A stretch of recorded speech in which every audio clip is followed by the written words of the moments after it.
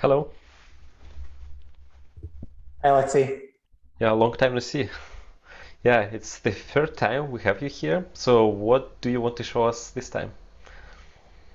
Yeah, so today I'm super excited to share this project that Union AI just launched. So it's our first open source product, obviously besides Flyte, but first since, I guess, the inception of the company. So the project is called UnionML.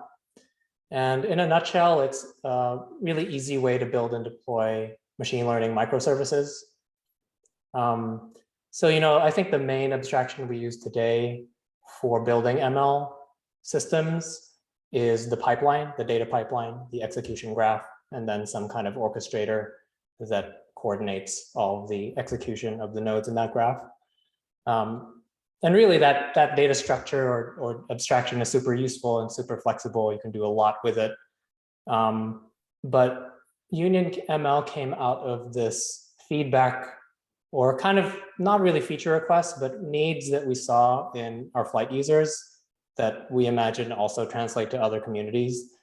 But the inkling of the use case was roughly, hey, I just want to build, I just want to train a model and I want to tune it and then I want to deploy it.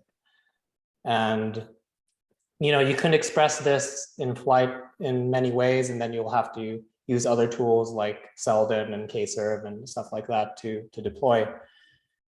So, one thing that I was thinking about, and we worked, Ketan and I and Eduardo in our team, we sort of brainstormed for a while and iterated. And UnionML is the first release of this is our take on going beyond the data pipeline abstraction and framing a machine learning system in terms of kind of more like endpoints, like web endpoints almost. So we're kind of trying to make this analogy and seeing if it makes sense. Yeah, interesting. But maybe it would be nice to see the demo. Yeah, let's go for it. Um, okay, so if you see my screen, it should be the landing page for UnionML. I won't go through the landing page, but I've already kind of explained really the kind of the elevator pitch here. So I'm going to go straight into what the code looks like. So this is a documentation for the project. And the two core things that a UnionML app is composed of is a data set and a model. So anyone in machine learning understands that these are two core objects. And you can think of UnionML datasets and models more as a specification that then the user has to bring their own functions to implement certain key pieces of a machine learning system, pipeline, or whatever you want to call it. So you can see here in the beginning already certain things. We're using pandas in this digits classification task, just kind of a toy model here to prove as a proof of concept. And then we're using sklearn logistic regression to train our model. And when we define a data set, you say certain things about it up front, like you name it with some nice human readable name. And then you say what the test size is of your test split, whether you want to shuffle the data set, and what the target variable is in the yet to be materialized data set. The next step here is to bind the data set to a model. And here it makes sense, right? The data set, with the whole data-centric AI stuff, like the data set makes sense as a core thing that you bind to a model because depending on what features and targets you have, what the data types are, right? If the data type of the target is continuous, then that implies some kind of regression. If it's categorical or binary, it implies some sort of classification and so on.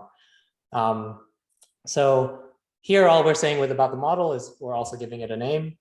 We're saying that how to initialize this model, you use this type, logistic regression, and then the data set associated with it. And so from here, There is no data yet, right? So this is just, you kind of defining the framework. Okay, data will be here eventually, not right now. Model will be here eventually, not right now, right? And then it, I guess, will all come together.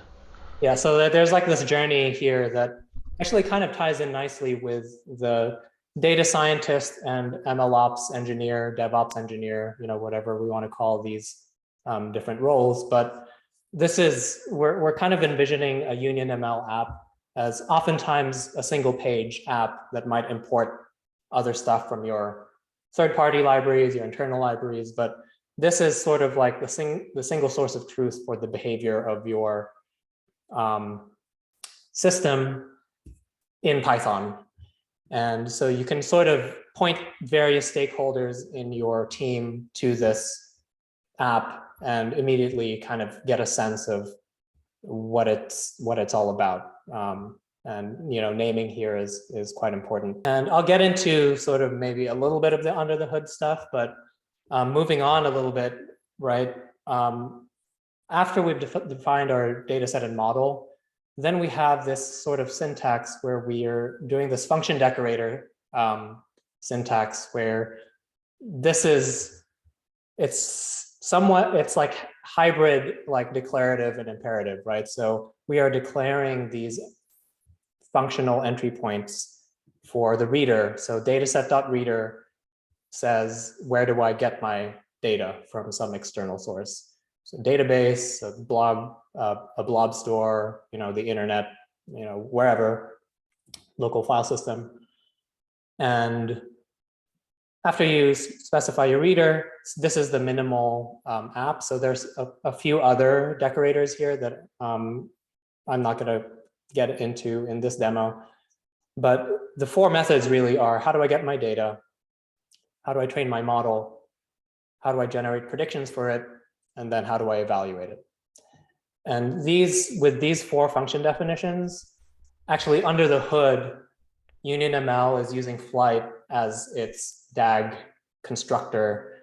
And the cognitive load, the whole value prop of this for the data scientist, ML engineer, is you don't have to think about how these pieces fit together too much. We're going to streamline this further, but we think this is quite exciting because if you just look at the trainer, right? Also strong typing, right? Like all the Flyte philosophies come to bear here, and it increases readability and maintainability of like the contracts of these various entry points. So right, it's like the same type as what we set up here in the init argument. There are features and targets, and you can see it's the same type as the output of the reader. There's a little bit of magic here, and magic is there's a trade-off here, but it should be fairly clear that as I've specified the target column in my dataset spec, UnionML is going to automatically separate the features and targets from my single dataset source. And same goes with predictor and evaluator. All of these things are type safe. Here, basically, we're producing a list of floats with the prediction of the digit that we've input here in the features. And this is it, right? From these couple lines of code, obviously, this is a toy example, but gives you a flavor of how this might affect or change people's way of thinking about how to build these systems in the first place. And it's, A, type safe, B, exposes these simple functional entry points. And, Python is object-oriented, but it also supports functional programming. And functions are just, it seems like the lowest common denominator across all languages. So, a function is a function, they might behave differently, but that was sort of our opinion here that we inserted. So no inheriting from classes and things like that. So the next part of the journey is you can train and predict stuff locally. So this is all just Python. It's going to execute the Flyte tasks and workflows locally, just like you do with Flyte. And you can see here model.train is a method that under the hood calls a Flyte workflow that puts together the dataset reader piece and the training piece, and then the splitting stuff. So data splitting and data parsing into features and targets, those are all happening under the hood. And with the model prediction, same thing is happening. We're feeding in the raw features into this method, and it's generating predictions for us. After you've trained a model locally and you want to serve it, and here I want to reiterate that this UnionML is the standalone product. It doesn't really rely on a Flyte cluster unless you want to scale your training. So here I'm serving this model that I've trained up here in temp model object, and I'm starting essentially a FastAPI server for online predictions. So you can run this on any infrastructure that you want. All you have to do is create a FastAPI app and then bind the model to that app with model.serve. And here's an example of how you make requests against that server. So that's really, there's some other cool stuff here that I can demo, and just want to jump into this Jupyter notebook, unless, Alexa, you have questions here. I did have a question about why you decided to choose, instead of classes and inheritance, you decided to go with decorators, but I guess you answered that. It was like a design choice, right? Yeah, it is a design choice. I mean, ultimately you can, there will probably be, for the extensibility piece, some extension API that does rely on subclassing the model or the dataset class. So that's TBD. We don't know what that looks like yet.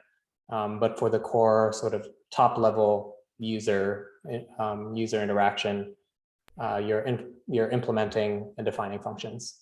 Mm-hmm. But yeah, if you think about this, let's say Flask or FastAPI, right? It's so much more convenient to just add a decorator and then here you go, instead of creating a subclass of a class and then all this. It's just much more compact. Yeah, really that, Flask, FastAPI, the Python web frameworks are a big source of inspiration for this project. Yeah. And then one thing to point out here is, the docs showcase the semantically equivalent PyTorch UnionML app, the few more lines of code, and then the Keras one. So really we're positioning this as a microframework because besides Flyte as the way to scale, really you can bring any tool to the reader. You could use Spark, and again here Flyte is useful because you can supply keyword arguments to the reader that are basically Flyte task keyword arguments. So you can run Spark jobs on this, on the reader piece. You can then variably provision different resources for the trainer, like GPUs, if this is using like distributed training, and so on. So this is like really the core way of interacting with UnionML. There are other things, like it supports deploying on serverless infrastructure. So currently it's AWS Lambda, but we're looking at the GCP equivalents. And then finally, just to give you a quick demo of Jupyter Notebook environment, this is a completely different application. This is a Pictionary application. So I'm just going to show you the end result here. And hopefully this will, the demo gods will grace us with their presence. I'm doing the model.remote train, and I've already deployed my UnionML app to a Flyte cluster. And you can see that I have this URL here to this Flyte cluster that we manage, Union AI Playground. And things are cached, so I'm cheating here a little bit. This will take a couple hours to actually train. But the end result is I'm using grad.io here as sort of like the front end. And it predicts smiley faces pretty reliably. So, okay, so good smiley face. I think chairs also. Okay, pretty good.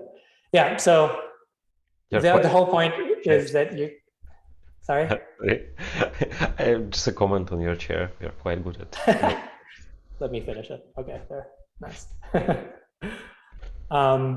Yeah, so the whole idea here is currently you can't deploy to Flyte from a Jupyter notebook. We're thinking hard about how to do this properly, but the idea is you can import this, from Pictionary app import model, this is the UnionML model object. Here is the app script associated with it. I'm not going to go through every single thing, but again, here it's the core decorator functions. This is the local interaction with just model.train. And then again, here with the model remote train for scaling your predictions, your training jobs. And I guess the last thing I just wanted to say here is that, it supports batch prediction through Flyte. So you can schedule that however you want. It supports online prediction. And really, quickly following up this release, we're going to try to get support for streaming predictions through AWS Lambda, so like event-based and streaming prediction. That's pretty cool, because this is not something I see quite often, that you can easily deploy into multiple environments, including Lambda. It's either you have, Flask, or go figure how to do this with Lambda.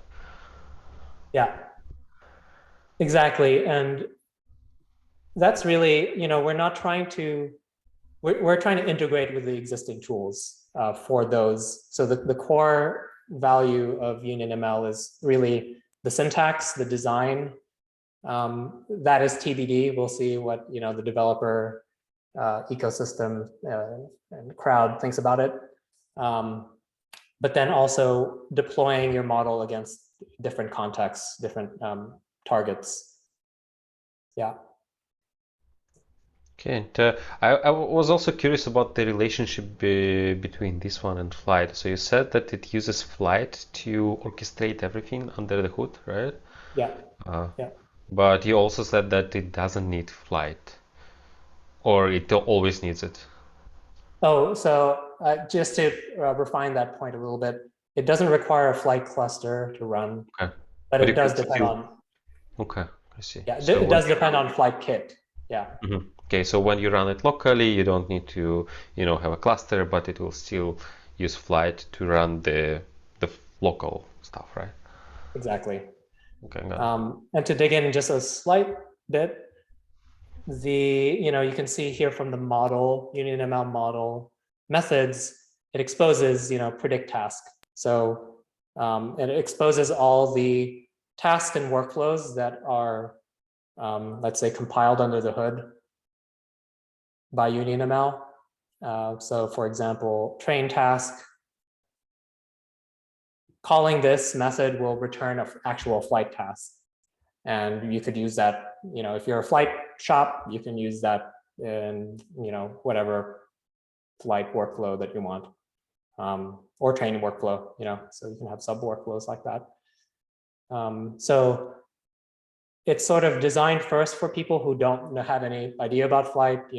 There are certain concepts here that you kind of have to adopt, like the strong, having to type all the functions that you define. But besides that, the UnionML dev won't really have to worry about it too much until they have to deploy.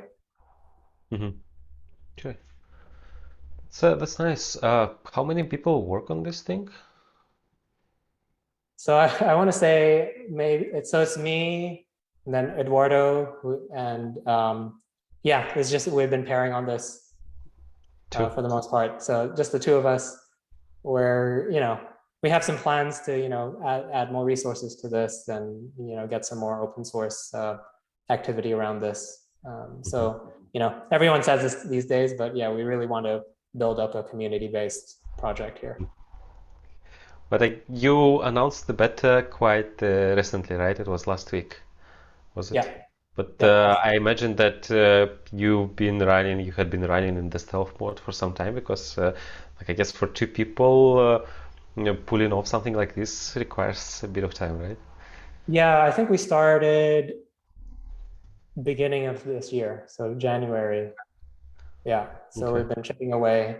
And then obviously there have been Flyte stuff like Flyte 1.0, so we've had to divvy up our time smartly. But yeah, this is, it's sort of MVP ready. Like you can start trying to use it. There'll be some rough edges, but the happy path will be happy.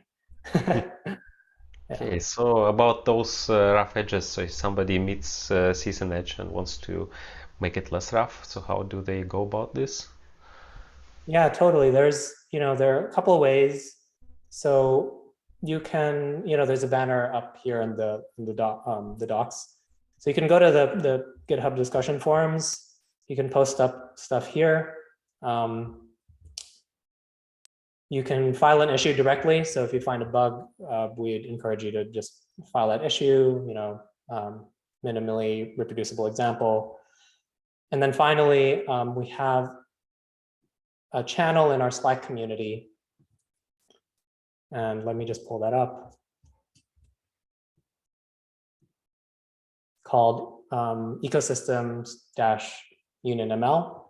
I guess this is another point here where we're slowly accumulating an ecosystem around Flyte, and UnionML is just one of those projects.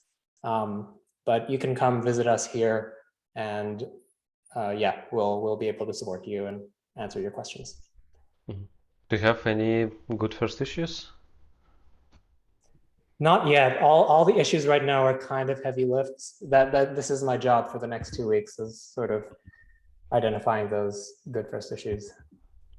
Okay, now I think all of us had a sneak peek into what's next for you. So I see, for example, YLogs integration. So is there something that maybe you can give us like a summary? What do you focus on next? Totally. So this is not short-term stuff. So some of this is short-term stuff, right? But in our longer short to long-term roadmap, we want UnionML to again be this unifying interface, and so the name is sort of appropriate there. But adding experiment tracking, model tuning, integrating with existing open source and vendor related products. So I want to say in the near term, we're interested in experiment tracking and model tuning. That's already been a stated use case of some early folks who have tried it out. Feature engineering and model serving are going to be pretty key for us to get down pretty quickly. So as I mentioned earlier, right, FastAPI is your online server, but there are other tools now emerging like Bantilan, Seldon, Kserve that are machine learning specific, and they'll have a lot of useful things out of the box for folks to use. Data quality and data monitoring, so model monitoring, so YLogs, my project Pandera, things like deep checks, great expectations. We're going to see how those tools fit in. And we're going to use a combination of our own subjective things that make us excited and we want to build, but then also community-based roadmap prioritization. The thing that I'm super excited about here is data annotation.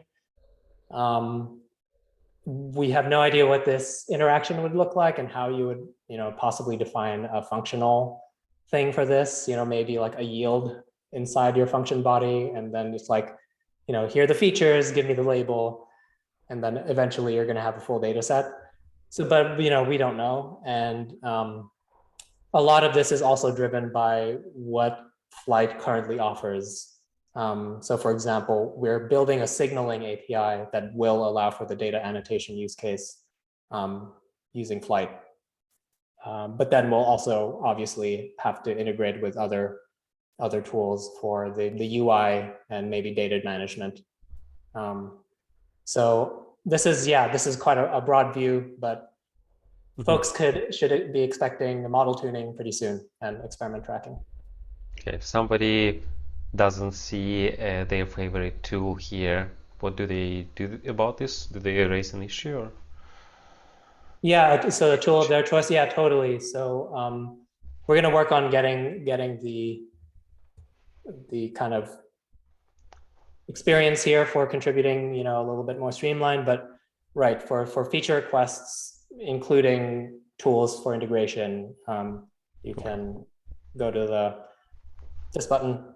There's no templates yet, but you can just request for anything at this point. Okay, I guess also people can contribute a template here.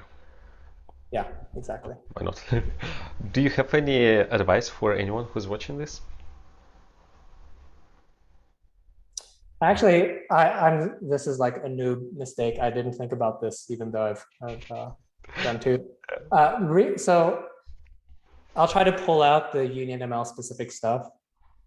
But one thing that I've been thinking a lot about in relation to this project is really the human-computer interface to machine learning, and I'd like to encourage people to think about,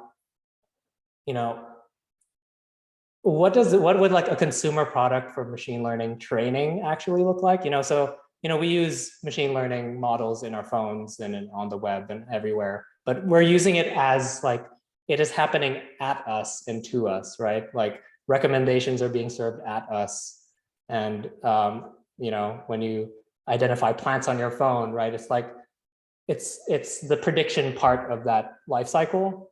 But I've been thinking a lot about how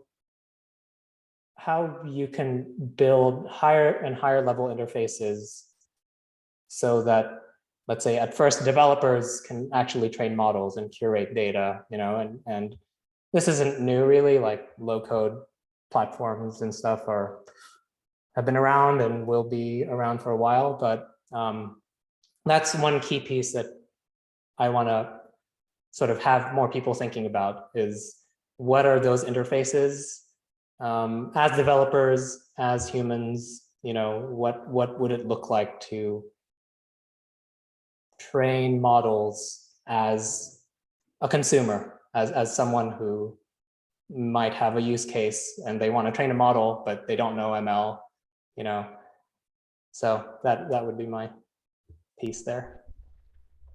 Okay. Yeah, I'm wondering how these tools will look like in the future. Like when Yeah. you don't know anything about machine learning, but you still want to use it. Like it should be possible, right? So theoretically, like of course, like when you need to do some advanced stuff, then you might have a problem, but the happy path, as you say, should be relatively straightforward. But there are tools. Yeah, one project that I'm excited about is, Ludwig. Hmm. Like, I think the direction of the kind of declarative type-based machine learning makes a lot of sense. And, we're going to have our own take on that with UnionML. But, if you know the types of the data, even unstructured data, there's like a lot that you can infer about the model architecture, at least from the beginning to the end. The middle stuff, right? You can just do neural architecture search or some kind of crazy stuff. But, the features and the target types really constrain what you're going to be able to build. So the richer the type system, and I'm hinting maybe here with like future things in Pandera and even UnionML, but more generally, the type system of ML is something I'm super interested in, and would like to see more work in a larger community. Yeah. And now I also discovered this new framework called Ludwig, which I'll check out. So it's Ludwig is an open source declarative machine learning framework that makes it easier to define deep learning pipelines. This is Yep. the one, right? Okay, I'll Yep. check it out. Okay, I guess I'll have to invite them. And yeah, Yeah. thanks Totally. for thanks for joining us today again. And I'm pretty sure you are working on something new right now or will be soon. So I'm really looking Yeah. forward to seeing you again. Awesome. Thanks, Alexi. Good to see Yeah, you. thank you. Goodbye. All right.